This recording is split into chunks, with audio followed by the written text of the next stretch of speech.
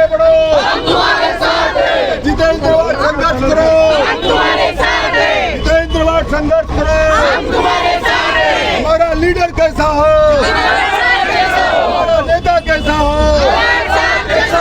कोई नहीं है टक्कर में, कोई नहीं है टक्कर में। हमसे जो टकराएगा, जितेंद्र वाट से जो टकराएगा, जितेंद्र वाट से जो टकराएगा,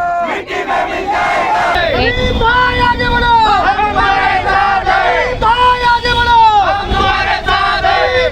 आगे बढ़ो। आज हमारा डेलीगेशन हमारे तमाम पार्टी के पोस्ट होल्डर, हमारे माजी नगर सेवक, हमारे थाना जिला के माइनॉरिटी अध्यक्ष मुफ्ती असरफ साहब और नूर चौधरी, शानू भाई और बहुत सारे हमारे ब्लॉक प्रेसिडेंट, जावेद मेडिकल, बहुत सारे लोग, सबका नाम लूँगा तो कोई छूट जाएगा तो मुझे नाराज़ हो जाएगा।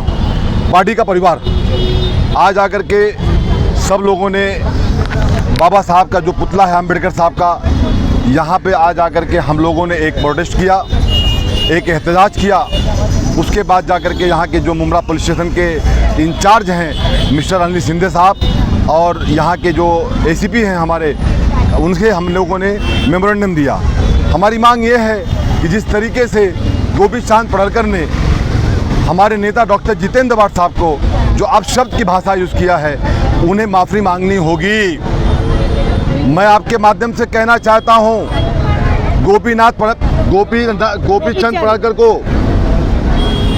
गोपीचंद पडळकर, तुम्हारा रिकॉर्ड हम जानते हैं, हमने तुम्हारा फोटो वो भी देखा है। मुझे लगता है मैं महाराष्ट्र के होम मिनिस्टर से कहना चाहता हूं कि सर, इनको फिर इसकी जरूरत आ गई है, क्योंकि अगर हरी सभा के अंदर, अधिवेशन के कंपाउंड के अंदर जिस तरीके का अपशब्द उन्होंने हमारे नेता डॉक्टर जितेंद्र वाट साहब के ऊपर यूज किया है, उसकी पूरा शहर नहीं बल्कि पूरा महाराष्ट्र, पूरा देश उसकी निंदा करता है। मैं कहना चाहता हूं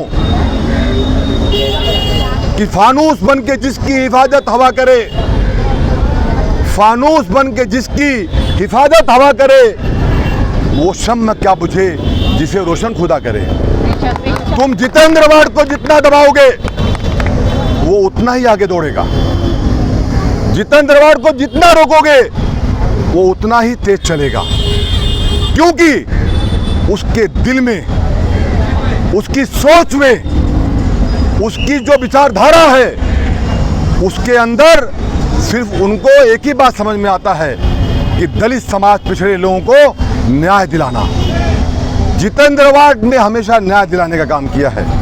इसीलिए हम जैसे कार्यकर्ता, लोग कहते हैं सत्ता बत्ता, लेकिन हम जैसे कार्यकर्ता पूरी ईमानदारी के साथ, पूरी लॉयल्टी के साथ डॉक्टर जितेंद्र वाट साहब के दाएं बाएं खड़े हुए हैं, मजबूती के साथ में।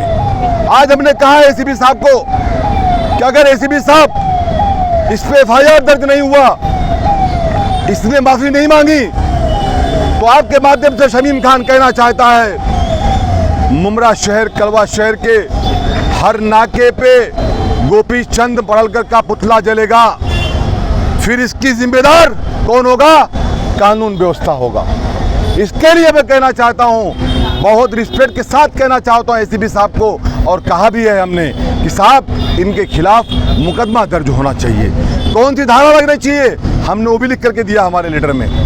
दूसरी बात यह है कि यहाँ के एक्स डीएमसी ने जो हमारे मुस्लिम समाज के बारे में जो अपशब्द की भाषा यूज किया है, हम ऐसा उनसे उम्मीद नहीं करते थे, लेकिन उन्होंने किया है तो उनको इसकी माफ़ी मांगनी चाहिए कैमरे के माध्यम से आकर के।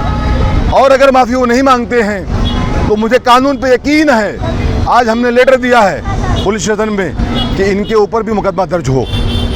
शानू पठान ने और हमने मिलकर के लेटर दिया, हमारे डेलीगेशन ने। मैं कहना चाहता हूँ आपके माध्यम से, जुल्म और जाति कितना चलेगा, कितना नफरत की आंधी चढ़ाओगे?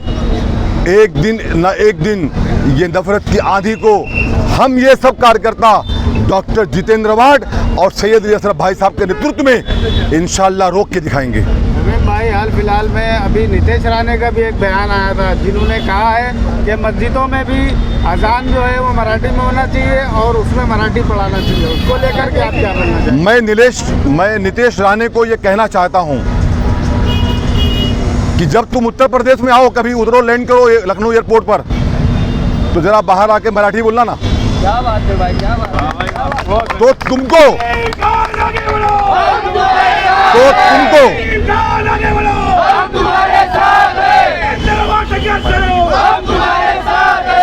हम मराठी भाषा की रिस्पेक्ट करते हैं, इज्जत करते हैं, हम मराठी भाषा में रहते हैं, लेकिन यहाँ का कोई लीडर, अच्छा लीडर, यहाँ का कोई मराठी भाई ये नहीं कहता है। मैं 5 साल तक था टीएमटी के अंदर और सब मराठी लोगों के बीच में था, हमारा चलता था सभागृह, लेकिन मैं वहाँ हिंदी बोलता था और मेरे जो साथी थे वो उसका सम्मान करते थे।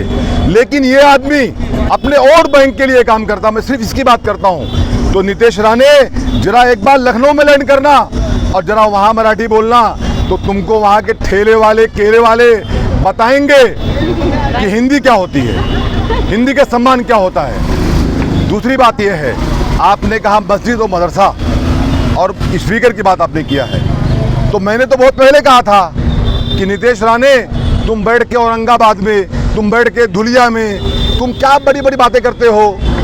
अरे तुम में दम है ना, जिगरा है, तो एक बार मुमरा की बाउंड्री में आके दिखाना, तुमसे शमीम खान अकेला मिलेगा। आज हमारे पार्टी के वरिष्ठ शमीम खान साहब और तमाम लोग, आज हम लोग पुलिस स्टेशन के अंदर आए थे। जैसा कि आपको मालूम है कि भाजपा का एक एमएलसी है गोपीचंद पडळकर, उसने हमारे एमएलए डॉक्टर जितेंद्र आव्हाड साहब अपशब्द कहा उनको और वहाँ पर उनको मारने की धमकी दी।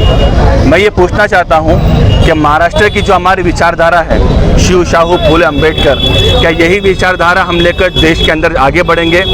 अगर तुम इस तरह की हरकतें तुम असेंबली के बाउंड्री के अंदर करोगे तो मुझे नहीं लगता कि तुम महाराष्ट्र का तुम तरक्की के काम कर सकते हो। दूसरी चीज़, हमारे मुमरा के KMC थे महेश आयर, उसकी जिस तरह की वीडियोस और ऑडियो हमारे पास आई, उसने हमारे मुमरा के बहुत ही सीनियर मीडिया के रफ़ीक कामदार, उनके बारे में अपशब्द कहा और हमारे मुस्लिम समाज के बारे में कहा और हमारे आवाज़ साहब के बारे में कहा।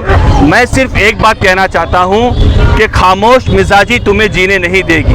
आज हम सब खामोश हैं, हमारे अध्यक्ष नेतृत्व में हम यहाँ पर आए हैं। इस बात को याद रखना कि खामोश मिजाजी तुम्हें जीने नहीं देगी। इस दौर में जीना है तो कोहराम मचा दो। और महेश आयर को मैं जवाब देना चाहता हूँ, तूने हमको कहा, हालांकि ये बात बोलने जैसी नहीं है, जो महेश आयर को, जिसने हमारे गरीब गोर गरीब को 5000 लोग बेघर किया।